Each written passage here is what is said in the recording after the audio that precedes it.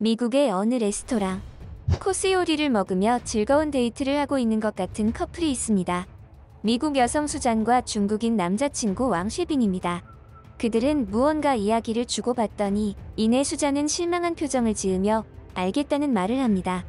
그리고 얼마 후 중국을 다녀온 수잔은 미국으로 돌아오며 충격적인 사건에 휘말리게 됩니다. 도대체 이들에게는 무슨 사연이 있었던 것일까요? 자기 오늘 무슨 날인지 알고 있지? 벌써 우리가 만난 지 3년이나 됐네. 저는 올해 36살이 되는 수잔이라고 합니다. 3년째 사귀는 남자친구와 기념일을 핑계로 고급 레스토랑에서 데이트를 즐기고 있죠. 사실 오늘 프로포즈를 기대하고 있는 중이에요. 아마 남자친구가 그동안 제가 보낸 사인을 제대로 받았다면 눈치챘겠죠. 결혼요. 저는 결혼을 함으로써 사랑의 결실을 맺는 거라고 생각해요. 제가 오래전부터 꿈꿔왔던 것도 사랑하는 사람과 결혼을 하는 것 그 자체였죠. 3년째 만난 제 남자친구는 미국에서 무역업을 하고 있는 중국인 왕쉐빙이라는 남자예요. 외모도 나쁘지 않고 돈도 잘 버는 능력자죠. 그렇다고 돈 보고 결혼을 하는 건 아니에요. 그 정도의 속물은 아니거든요. 저도 남자친구를 좋아하고 남자친구도 저를 좋아하니까 당연한 순서인 거죠. 저는 단지 평범하게 결혼해서 행복하게 살고 싶었어요. 하지만 이날 그 모든 꿈들이 산산이 부서져 버렸죠. 그것도 제가 사랑하는 남자친구 때문에. 수잔, 내가 너를 얼마나 사랑하는지 알지? 이번에 사업 문제 때문에 엄청 급한 일이 있는데 말이야. 스케줄이 꼬이는 바람에 한 건이 펑크가 나게 생겼지 뭐야. 내가 직접 가야 하는데 미국에서 자리를 뜰 수가 있어야지. 수잔, 자기가 좀 도와줄 수 있을까? 나를 대신해서 보낼 만큼 믿을 수 있는 사람이어야 해서 말이야. 그냥 중국에 가서 서류 가방 하나만 받아서 미국으로 가져오면 되는 일이야. 해줄 수 있지? 이번 일이 잘 끝나면 내가 자기랑 살 집을 하나 알아볼 생각이야. 부탁 좀 할게. 프로포즈를 기대하는 레스토랑 데이트에서 생각지 못한 남자친구의 부탁을 들었어요. 사실 중국에 가서 가방 하나 들고 미국으로 다시 돌아오는 일이라 크게 복잡한 것도 아니어서 별 생각 없이 부탁을 들어준다고 했죠. 게다가 이번 일이 끝나면 나와 살 집을 알아본다는 그의 말에 그저 청혼을 받을 생각에만 들떠서 말이죠. 알아요. 저도 제가 엄청 한심하다는 거. 결국 저는 중국으로 건너갔고 남자친구에게 받은 알 수 없는 문서 하나를 처음 보는 남자에게 건넨 후 그 남자가 주는 검은색 가방을 챙겨서 다시 미국으로 돌아가려고 했어요. 이날 저는 제가 살면서 가장 위험하고 큰 사건에 휘말렸다는 사실을 깨달았어요. 공항에서 심사를 받는 도중 제가 들고 있는 서류 가방에서 마약이 발견되었죠. 맙소사, 마약이라니? 저는 너무 황당하고 어이가 없어서 한동안 말문을 열지도 못했어요. 그렇게 어리버리하는 동안에 저는 경찰에 연행되어 갔고 조사실에서 저에게 무서운 표정으로 취조를 하는 경찰을 보니 뭔가 크게 잘못되었다는 걸 알았죠. 저는 머릿속이 하얗게 되어서 아무 생각도 나질 않았어요. 그저 억울하다는 말과 저는 아무것도 모른다는 말을 반복할 뿐이었죠. 수잔씨, 진짜 모르고 운반한 거 맞습니까? 3년을 사귄 남자친구가 마약사범이었다는 건데 이걸 몰랐다는 게 말이 됩니까? 만약에 진짜로 몰랐다면 수잔, 당신은 애인에게 던지기 수법으로 이용당한 겁니다. 저는 점점 정신을 차리고 현실을 깨달았어요. 3년을 넘게 사귄 남자친구가 저를 이용했다는 것을 말이죠. 저는 모든 상황을 자세하게 설명을 했지만 그 어떤 설명도 제가 공범이 아니라는 것을 증명하는 데는 부족했어요. 이대로 꼼짝없이 죄를 뒤집었을 판이었죠. 조사 중 저는 모든 사실을 있는 그대로 설명을 해도 소용이 없자 변호사를 선임해 제 억울함을 호소하겠다고 말했어요. 그러곤 이후에 모든 대답에는 묵비권을 행사했죠. 저는 친구를 통해 처해 있는 위기 상황을 설명하고 변호사를 선임해달라고 부탁했어요. 결국 변호사를 선임하는데 성공했고 변호사를 만나 제가 아는 모든 것을 이야기했어요. 저를 변호해주기 위해 온 변호사는 미국에서 이쪽으로 관련하여 전문적으로 일을 하고 있는 한국인 변호사였죠. 저의 이야기를 듣던 변호사는 생각보다 까칠한 성격이었어요. 모든 이야기를 다 했지만 그 사람은 왠지 저의 결백을 믿어주지 않는 것 같은 느낌이 들었죠. 저를 변호해야 할 변호사가 제 말을 믿어주지 않는다는 생각을 하자 화가 치밀어 올랐어요. 그래서 저는 변호사에게 다소 감정적인 톤으로 쏘아붙이기도 했죠. 하지만 감정적으로 말을 하면 할수록 변호사의 표정은 더욱 무심해져 갔어요. 친구의 말로는 이쪽 계통으로는 실력이 알아주는 사람이라고 해서 믿고 있었는데 친구가 말로는 그렇게 해놓고 대충 아무나 보낸 건가 하는 생각까지 했어요.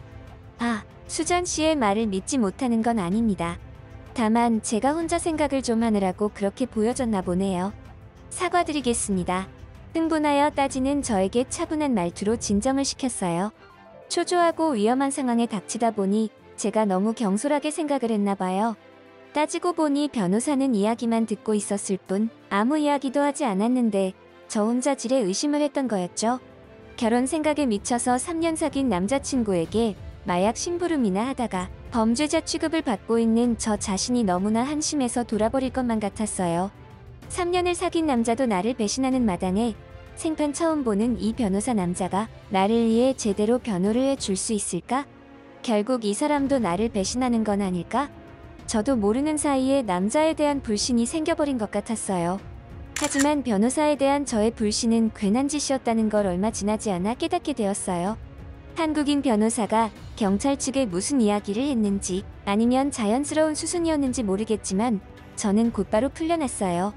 수잔 씨가 도와주신다는 조건하에 경찰과 협상을 좀 했습니다. 그러니까 다른 말로는 수잔 씨가 범인을 잡는 걸 도와주지 않으신다면 다시 경찰서로 들어가셔야 한다는 말입니다. 저는 입이 떡 벌어졌습니다.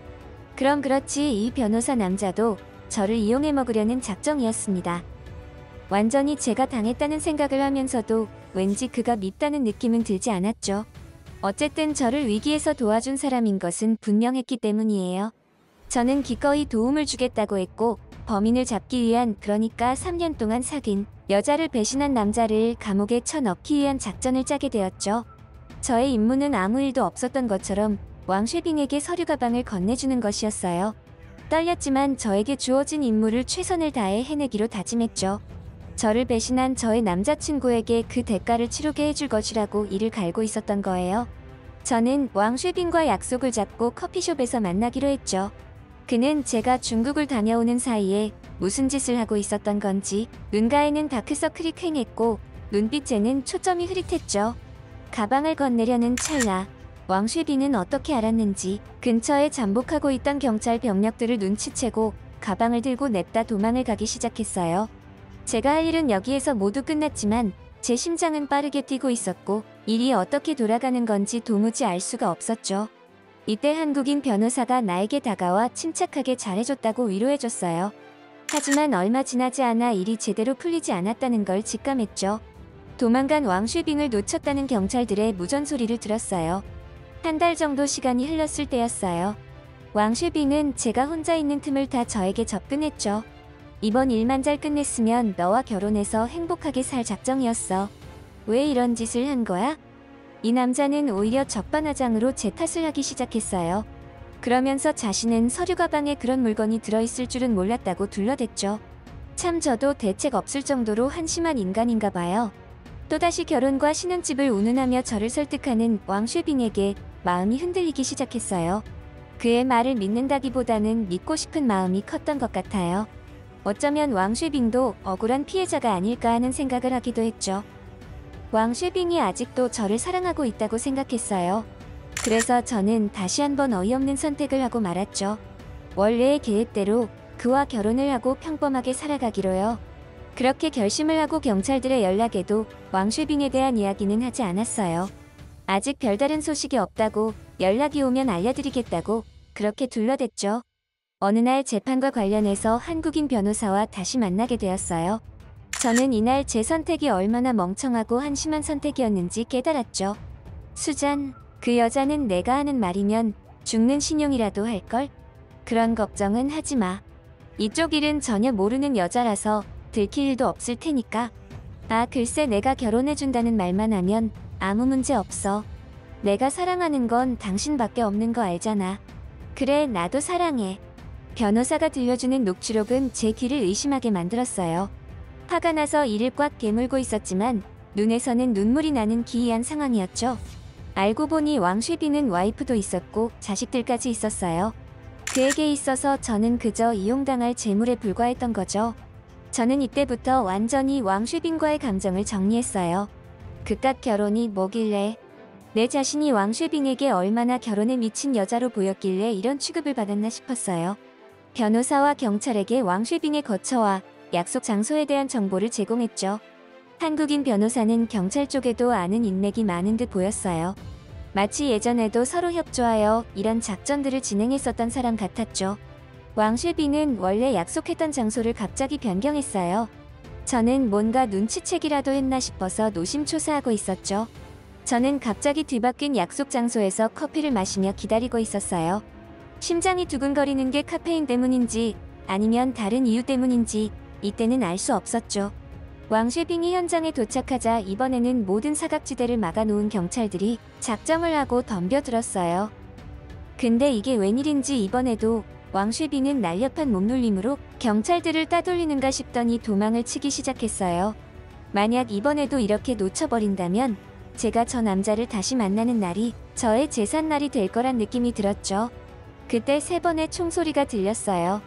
왕쉐빙은 그중 2발의 총상을 입었고 그 자리에서 사망하고 말았죠. 저는 이 모든 장면을 목격했고 슬픔도 기쁨도 아닌 이상한 감정이 들었어요. 얼마 후 저는 해당 사건의 피해자로 인정되어 무죄 판결을 받았어요. 한국인 변호사의 도움이 아주 컸죠. 지금은 저의 남편이자 아이들의 아빠가 되었어요. 재판이 끝난 이후에도 서로에 대한 호감이 생겨 지속적으로 만났고 결국 지금까지 오게 된 거죠. 저는 한마터면 범죄자의 손에 놀아나 인생을 망칠 뻔했어요. 그 위기를 저희 한국인 남편 덕분에 극복할 수 있었고요.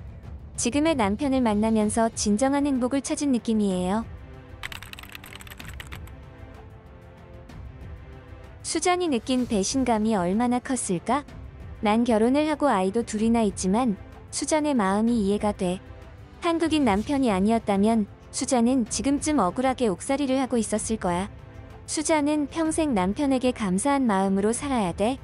수잔의 사연을 보면 사람 인연이란 것은 다 정해져 있나 봐. 3년이라는 시간을 가짜 인연으로 낭비했다가 오히려 그것을 계기로 새로운 진짜 인연을 만나게 되었잖아.